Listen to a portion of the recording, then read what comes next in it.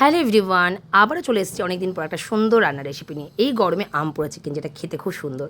এখানে আমি একটা আম, রসুন এবং দুটো লঙ্কা পুড়িয়ে নিয়েছি, আর এখানে মাংস নিয়ে নিয়েছি। আমটা পোড়ানোর পর আমের খোসাটা এবং ভেতর যে বীজটা সেটাকে ফেলে দিতে হবে। এরপর মিক্সচারে দিয়ে সুন্দর একটা পেস্ট, অবশ্য আদাটাকে অ্যাড করে নেবে, আর গোলমরিচ। তো এরপর বাটিতে মাংস, একটু সর্ষের তেল, লবণ, হলুদ, লঙ্কা গুঁড়ো, জিরে গুঁড়ো, ধনে গুঁড়ো, কাসুন্দি, মধু এবং হলুদ দিয়ে ভালো করে ম্যারিনেট করে নিচ্ছি। 45 মিনিট থেকে 1 ঘন্টা মতো এটাকে রেস্টে রাখলেই হবে। তো দেখো এখানে ভালো মতো ম্যারিনেট করেছি এবং ঢাকা দিয়ে রাখবে। ফ্রিজে রাখার দরকার নেই, এটাকে বাইরে রাখলেই হবে। আর তোমরা কিন্তু লবণটা পরিমাণ মতো দেবে যতটা লাগবে, তো আর মধুটাও দেবে একদম সামান্য। এরপর দেখো আমি এখানে একটা কড়াইয়ে গোটা গরম মশলা নিয়ে জলটাকে গরম করে নিলাম এবং জলটাকে ছেঁকে আমি মিক্সারের মধ্যে ঢেলে নিলাম যাতে ওই টেস্টটা থাকে। এরপর কড়াইয়ে আমি একটু গোটা গরম মশলা দিলাম, পেঁয়াজ দিলাম সর্ষের তেলের মধ্যে, সেটাকে ভালো মতো লাল করে ভেজে নিচ্ছি।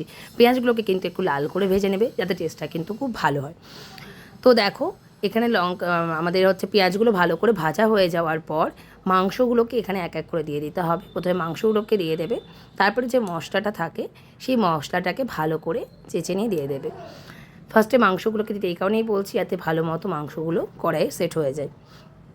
আর এটাকে একদম মিডিয়াম আঁচে কিন্তু 15 থেকে 20 মিনিট তোমরা রান্না করবে।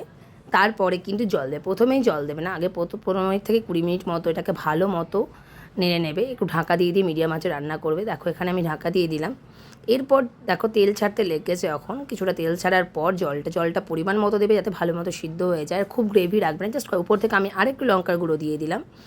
এরপর আবার এটাকে কিছুক্ষণ নাড়াচাড়া করবো এবং ঢাকা দিয়ে রান্না করবো। উপর থেকে আমি একটু কাঁচা লঙ্কা দিলাম, তোমরা চাইলে ধনেপাতা দিতে পারো। ধনেপাতা যেহেতু অনেকে খায় না, সেই জন্য আমি ধনেপাতা দিইনি।